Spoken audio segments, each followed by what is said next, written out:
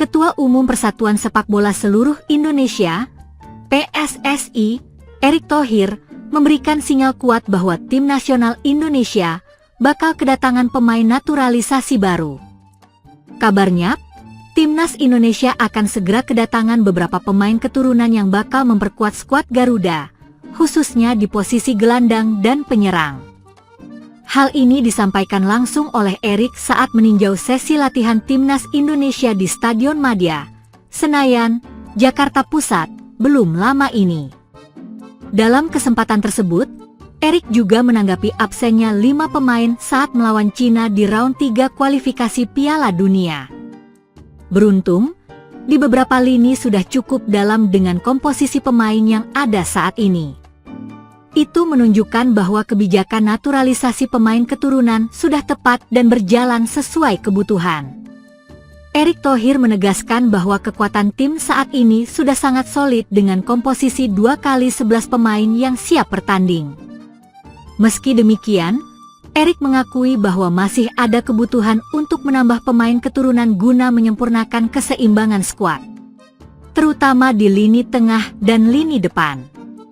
Pernyataan ini sekaligus menjadi tanda bahwa PSSI serius dalam membangun timnas Indonesia yang kompetitif dan siap bersaing di level internasional. Erick Thohir menilai posisi penjaga gawang sudah sangat kuat dengan kehadiran Emil Audero dan Hernando Ari, ditambah Nadeo Argawinata dan Reza Arya yang membuat kedalaman skuad di sektor ini cukup memadai. Kami percaya sekarang timnas Indonesia sudah punya kekuatan 2x11 pemain yang selalu saya bilang, ujar Erick kepada awak media. Ia menambahkan bahwa posisi bek kanan, bek kiri, dan bek tengah juga sudah aman dan tidak perlu penambahan signifikan. Namun, Erick menegaskan bahwa lini tengah dan depan masih membutuhkan tambahan pemain keturunan untuk memberikan variasi dan daya gedor yang lebih tajam. Menurut Erick, lini tengah timnas Indonesia sudah cukup oke, tetapi masih kurang 1 atau 2 pemain lagi yang bisa memberikan kontribusi besar dalam mengatur tempo permainan dan menciptakan peluang. Begitu pula di lini depan, Erick menilai bahwa penambahan pemain keturunan sangat penting untuk menambah daya serang dan memperkuat opsi gol tim. Dari sana saya rasa keseimbangannya sudah sangat bagus, tutup Erick dengan penuh optimisme. Pernyataan ini menjadi angin segar bagi para penggemar sepak bola Indonesia yang menantikan regenerasi dan peningkatan kualitas skuad timnas. Rencana mendatangkan pemain keturunan ini juga menunjukkan bahwa PSSI semakin terbuka dan progresif dalam mencari talenta terbaik. Tidak hanya dari dalam negeri, tetapi juga dari diaspora Indonesia yang bermain di luar negeri. Pemain keturunan seringkali memiliki pengalaman dan kualitas teknik yang mumpuni, sehingga dapat menjadi aset penting bagi timnas Indonesia dalam menghadapi kompetisi besar seperti Piala Dunia U17 dan turnamen internasional lainnya. Erick Thohir pun menegaskan bahwa proses seleksi dan pemanggilan pemain akan dilakukan secara profesional dan transparan, tanpa ada intervensi atau titipan. Dengan tambahan pemain keturunan di lini tengah dan depan, timnas Indonesia diharapkan mampu tampil lebih agresif dan dinamis, serta memiliki kedalaman skuad yang memadai untuk menghadapi jadwal padat dan tekanan kompetisi internasional. Erick Thohir optimis bahwa kombinasi antara pemain lokal dan keturunan akan menciptakan sinergi yang kuat, memperkuat mental juara, serta meningkatkan daya saing timnas Indonesia di masa depan. Ini adalah langkah strategis yang sangat dinantikan oleh seluruh pecinta sepak bola tanah air. Keseriusan PSSI di bawah kepemimpinan Erick Thohir dalam membangun timnas Indonesia yang tangguh dan profesional semakin jelas dengan rencana ini. Para penggemar tentu berharap pemain keturunan yang akan didatangkan benar-benar mampu memberikan kontribusi maksimal dan membawa timnas Indonesia meraih prestasi gemilang di pentas dunia. Semangat baru ini menjadi harapan besar untuk masa depan sepak bola Indonesia yang lebih cerah dan membanggakan. Selamat datang para pemain keturunan. Semoga membawa kejayaan baru bagi timnas Indonesia. Asisten pelatih timnas Indonesia, Denny Lanzaat menolak tegas tawaran dari Ajax Amsterdam. Denny Lanzaat menyatakan komitmen bersama timnas Indonesia meski belakangan ia diminati oleh klub asal Belanda itu. Dalam pemberitaan media Indonesia dan Belanda, Denny Lanzaat masuk dalam radar tim berjuluk The Golden Zonen tersebut. Ajax memang dalam semangat pembaharuan setelah menelan pil pahit tanpa gelar juara Eredivisie selama 3 musim beruntun sejak musim 2021-2022.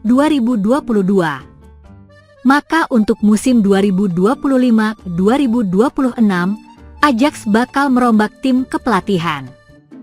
Pelatih timnas Indonesia Patrick Kluivert, kanan, bersama asisten pelatih Alex Pastoor, tengah, dan Denny Lanzaat, kiri, memimpin sesi latihan di Stadion Madia, Kompleks Gelora Bung Karno, Senayan, Jakarta, Sabtu, 22 Maret 2025, untuk persiapan menghadapi Bahrain pada pertandingan kualifikasi Piala Dunia 2026 zona Asia. Ditawari jabatan asisten pelatih Ajax Amsterdam, Denny Lanzaat pilih setia dengan timnas Indonesia. Langkah pertama Ajax Amsterdam adalah menunjuk John Heitinga menjadi pelatih kepala pengganti Francesco Farioli. John Heitinga merupakan mantan pemain Ajax yang baru saja mengantarkan Liverpool juara Premier League 2024-2025 sebagai asisten Arne Slot. Pria berusia 41 tahun itu sempat menangani tim Akademi Ajax 2012 hingga 2021, hingga menjadi pelatih intrim musim 2022-2023. Kini John Heitinga dipercayai manajemen sebagai pelatih kepala musim 2025-2026. Sejalan dengan itu, Denny Lanzaat merupakan sosok yang dianggap paling pas untuk mendampingi Heitinga. Sebagai asisten pelatih, Denny Lanzaat memiliki perjalanan karir yang cukup apik. Di Liga Belanda saja, Lanzaat pernah menangani AS Alkmaar, Feyenoord, hingga Willem II. Dengan demikian, jika bergabung bersama Ajax Amsterdam, Denny Lanzaat akan mendapatkan eskalasi karir cukup mentereng di kompetisi Eredivisie.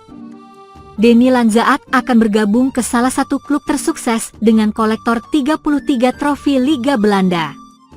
Menariknya lagi, jika menerima tawaran Ajax, Denny Lanzaat akan bekerja sama dengan John Heitinga yang sama-sama punya keturunan Maluku dari kakeknya. Langkah Ajax untuk mendapatkan Denny Lanzaat sebenarnya cukup serius.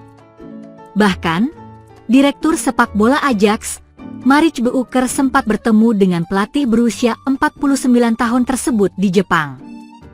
Tepatnya, saat timnas Indonesia menghadapi laga tandang di ajang kualifikasi Piala Dunia 2026 zona Asia. Pembicaraan antara Maritz dan Denny pun terjadi di sana. Setelah Direktur Maritz Beuker berbincang dengan Denny Lanzaat, tepatnya di sekitar pertandingan Jepang-Indonesia di Osaka, manajemen ingin menambahkannya sebagai asisten ketiga, tulis laporan The Telegraph. Namun, dalam sebuah wawancara dengan akun Se-Asia Goal, Denny Lanzaat mengonfirmasi sendiri bahwa dirinya akan tetap bersama timnas Indonesia. Ia menolak tawaran Ajax sekaligus kesempatan reuni dengan sesama putra Maluku di skuad raksasa Belanda tersebut. Proyek timnas Indonesia adalah prioritas saya saat ini, kata Denny Lanzaat dikutip dari Se-Asia Goal.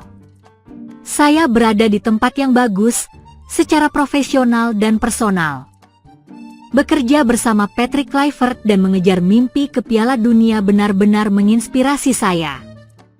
Saya percaya dengan proyek ini, dengan pemain, dan saya ingin mencatat sejarah bersama Indonesia, tambahnya.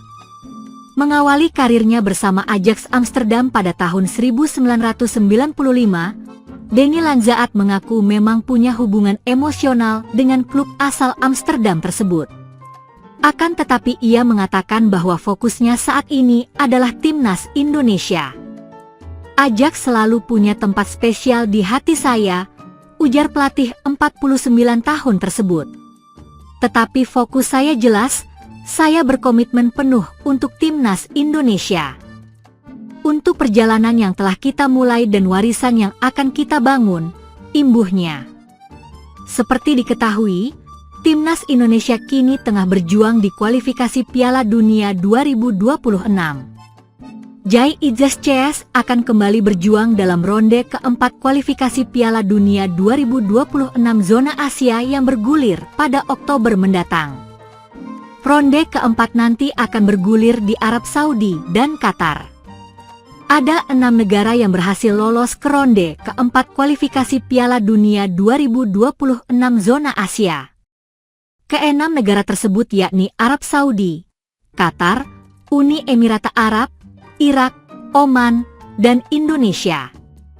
Nantinya dalam ronde keempat akan dibagi menjadi 2 grup yang masing-masing dihuni 3 negara. Penentuan pembagian grup rencananya akan digelar di markas AFC, Kuala Lumpur pada 17 Juli 2025.